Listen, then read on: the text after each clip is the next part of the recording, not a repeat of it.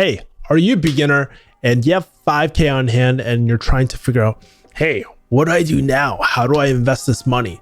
Well, in today's video, I break down 7 different asset classes that you can invest your money in. Watch this video, find out these 7 asset classes. Watch this video. Whoop. All right, so for the best millennial investing advice, make sure to subscribe to this channel.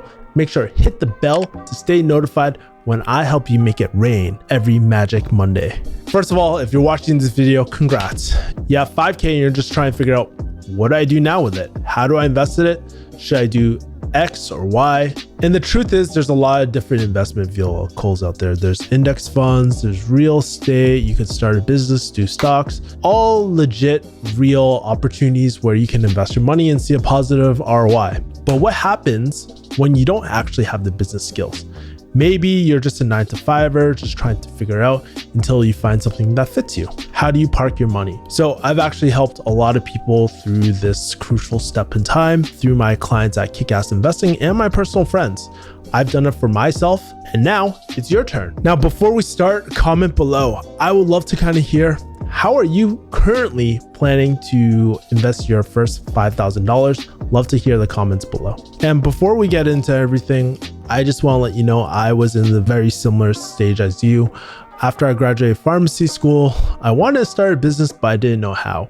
So the only way I knew how to really make money was actually invest into market. So I would take parts of my paycheck and I would invest every cycle of paychecks. So if I got paid every week, I would pay it every week. Every 2 weeks, I would pay it then. So that was really great. But as I started learning more and more about business, I got really bored doing the same thing over and over again. So I looked at different things, and all these different things I've personally invested in the past, maybe with an exception of 1 to 2, but I've had experience with these asset classes or these different types of securities. And I just want to share them to you just to give you plenty of options. So in today's video, I'll break it down 7 different ways that you can invest your money, and I'll give you the best one, which I think you should start off with. All right, so let's dive into it. Number 1, target date funds. Now, these are my favorite ways to invest if you're a beginner, right? There's a few great things about them. And if you don't know what target date funds are, they're simple. Basically, it's setting a retirement date and your portfolio will reallocate as it gets closer and closer to that date. There's a percentage of stocks and bonds, and they're really simple. So there's 3 reasons why I like it. 1, like I said, they're simple. You can just focus on just shoveling your money into these funds and it'll take care of the rest. Second thing I like about it is that it's automated, right? Your portfolio is automatically rebalanced. And third thing, they're just really great for beginners because they're very, very simple. Now, the purpose of these is really for long-term investments. They work really, really well with retirement accounts, with Roth IRAs. Now, they do have a slightly higher expense ratio when you're comparing them to regular index funds and stuff. But a really great thing is that you don't have to worry about balancing a portfolio. So when I first started investing, this is how I initially started investing, just to park my money in the meantime, right? These work really well with the Roth IRA. And one of the reasons why I like to hold these funds in a Roth IRA is 1, special tax advantages. 2, you can withdraw your contributions at any time, but I wouldn't recommend this. Make sure to check the IRS rules. There's special exceptions when you can pull out your Roth IRA, but just having that peace of mind, just in case the world comes crashing down, you know that you can pull from this if you absolutely have a gun to your head, right? If you want to learn more about target date funds, I actually have a video on the quickest way to invest your first $1,000. If you're kind of curious more on how to start your Roth IRA and target date funds, I actually have a video explaining the best way for beginners to invest with very little money. This is a really great way to start. Second way to invest are high yield savings accounts. So these are really, really great. I prefer these over CDs. The purpose of high yield savings accounts are more short-term basis. When you put your money in a Roth IRA, that's for retirement. That's years and years and years out. If you're young like me, you're not going to use that money for a long damn time, right? So there's that. With high yield savings accounts, these are more short term. So if you need money within your money more liquid, maybe you need it within a year, 2 years or whatnot, these are a great place to park your money as well. Some of the accounts I really love, I like Ally, I really like Amex, Capital One is really good, and they are 100%. Sometimes when you compare them to regular banks like Wells Fargo or Bank of America, they blow it out of the water when it comes in terms of interest, right? So for a company like Bank of America, sometimes you can see like something like 0.01% interest rate. Obviously double check it. But with a lot of these high yield savings account, they range anywhere from 1 to 2%, depending how well the market is doing as well. I prefer these so much more than CDs or traditional bonds, because your money is more liquid, meaning you can move your money around as you need it. And in fact, a lot of the time, these savings accounts will outperform CDs, and there's no penalties. And one of the downsides with CDs is that there's early withdrawal penalties as well. And even better, why I like these savings accounts is because you can actually break down the accounts, create multiple accounts, rename these accounts so that you set it up. Like if you want to do a house down payment, you can have a house down payment account. Those are really good. I love breaking it down for the short-term goals and have them automatically pull from my main bank account. I learned this trick from Ramit Sethi. These are really great for hedging against inflation, because as we know, inflation ranges anywhere from 2 to 4%. We're actually losing money by just throwing our money in a traditional bank. This helps us kind of keep up as well. I'll leave links for everything below. Now, the third thing that you can invest are bond funds, right? You might be asking yourself, oh, what is a bond index fund? Essentially, these are basically a bucket of bonds. So there might be some federal, you might have some state, local, and corporate bonds. Usually it's a mixture of the few. And if you don't know what a bond is, they're really simple. Essentially, you're lending money to the government. The government is giving an IOU. And one of the reasons why I like bond funds over traditional bonds is because these are liquid. There's no penalty if you decide to take out your money early. Traditionally, there's that maturation date, where the date that you can actually cash out your bonds. But these are also a really great way to park your money, especially if you sense a recession or something coming soon. Fidelity and Vanguard have really great funds. I suggest that you check them out. And again, they're really good at keeping up with inflation. Traditionally, they've been ranging anywhere from, 3 to 7%, sometimes even higher, depending on how government regulations and stuff as well. Typically, when stocks are doing really well, bonds aren't, and they're inverse, right? So that's the general trend, but obviously check it out for yourself. There's a lot of these out there. Now, the fourth thing that you can invest in are stocks. These are definitely a lot more short term. I would say, if you want to take care of that long-term capital gains, this is great if you don't need your money for at least a year. But one of the downsides for stocks is that they take a lot more time and knowledge, especially if you're trading a lot more often. They're not very tax friendly, right? Essentially what you're doing when you're buying a stock, you're buying pretty much a piece of the company. I just remember that Doug episode when he was buying his stocks. I think that's a real episode. I can't remember, but in order to buy a stock, essentially what you need is something called a brokerage account or a investing checking account. Pretty much that's how I like to tell people that.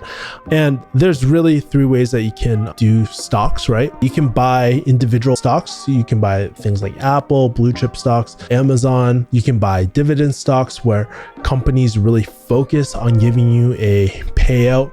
There's this company called NYMT that my friend Tom told me about. It's one of my favorite ones. I'll shoot some videos about this, but also this more fits in the mutual funds section, but there's sector funds. So these can be ETFs or mutual funds where they focus on a specific sector. For example, like healthcare or emerging technology, or there's even, if you're Muslim or you have any sort of things, there's halal-based businesses as well. So those are really, really great. If you're kind of feeling a little bit wary, you want to go more aggressive, but you don't know that much about stocks, that's a great sector to go down as well. Like I said, these are a lot higher risk. I wouldn't recommend them for first timers. Actually, I didn't start investing into these until maybe at least 10 years into investing. I had a really solid base. I had my first 100K by then, and I was more than happy to be investing at that time. Also, something alluded to earlier is that you have to be aware of the tax implications. The longer you hold it, if you can hold it for at least a year, you get that long-term capital gains, that special homie hookup rate. So make sure to keep in mind with that. Now, the next type of investing that I've tried in the past was peer-to-peer lending. You can do something like Prosper or Lending Club. I started this back after I had my stocks. If you're kind of curious about what this is, it's essentially lending money to other people, right? Let's say if I'm a baller with money and I want to lend it out to you, essentially you would go to me and my rich pharmacy friends and ask for a loan from us, and we would charge you some interest. By the way, really great if you need a loan yourself. I would highly recommend that you go there. But although it sounds really great, this is actually one of my least favorite ways, just because your money is so illiquid. And I've pretty much seen almost like a 5% return on all these. Obviously, there's different ways to, there's different ratings where if there's someone who's has a lower credit score, is more delinquent on payments, you can take a risk on them, charge them a higher interest rate, or go safer. There's different ways there's a whole science and art to that. But like I said, I don't like my money locked up like that, especially if it's only generating 5%. If my money's going to be locked up, I want to make sure that I'm seeing at least a higher return on it. So that's something important to consider. But like I said, I would highly suggest you have a stable foundational portfolio first before going to peer-to-peer lending, but I'll leave links below. The sixth thing are REITs. These are REIT funds. This is really great because it's kind of like a different asset class. It's a different type of investment outside of just the stock market. When you leave all your money in one type of asset class, you're setting yourself up for a huge risk, right? Just like if, imagine this. So what a REIT is, you're basically investing into a company that owns and operates income producing real estate. They might do commercial real estate where they focus on shopping plazas and all that sort of stuff. And there's different types, but they're really great if you want to diversify out of stocks, like I said earlier. And obviously one of the main benefits is that they're cheaper than regular real estate. That company NYMT, that's actually a REIT-based company, I think, off the top of my head. But double check on that with me. Now, the seventh thing that you can do is start a business. Now, there's a lot of different businesses that you can start. In my opinion, this is the highest ROI that you can have, especially if it's a service-based business. Essentially, there's two ways. One of the books that I really like, that I'll leave an affiliate link below, is called The Personal MBA. Really great book. In the book, there's a chapter called the 12 standard forms of value. Really highly recommend that you look at these. It basically breaks down every single business model out there. Now, typically when people think about starting a business, they're thinking about, I need a lot of startup capital. When in fact, that's not always true. One of the best ways that I found personally for myself is to start a service-based business. Basically, if you have a really great skill, maybe it's copywriting, maybe it's mowing lawns. I was even talking to one kid today. He was running a painting franchise, and he didn't do any painting. He hired out a whole team to do all the fulfillment for him. That is called an agency. That's kind of further down the line. But essentially, if you create a service-based business, you don't need that much startup capital, but it requires you to actually know the skill. So sometimes you might have to pay for training and stuff. And I've done this myself. Like I've done this with digital marketing, copywriting, even high ticket sales agencies I've run in the past. Very profitable because the startup is almost nothing, but essentially you're trading your skills or services for money, which is really great. Now, the cons with this, that it takes a lot of time, takes a lot of knowledge too. And if you want me to talk more about starting businesses, I can elaborate more on my personal experience starting businesses as well. All right. Cool. So now that you know the 7 different ways that I came up with to invest your first $5,000, you might be thinking, what is the best way based off my situation? I don't like to do a broad blanket situational type of thing, but I would tell you 90% of people would really benefit from a Roth IRA and investing into target date funds. Those are key. Like I said, I'll leave a video in the link below.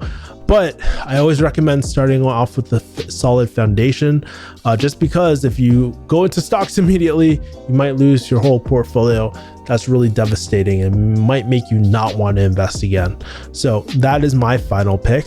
But now that you know exactly how to, all the different things that you want to invest in, you're probably wondering, do I have any other gaps in my portfolio?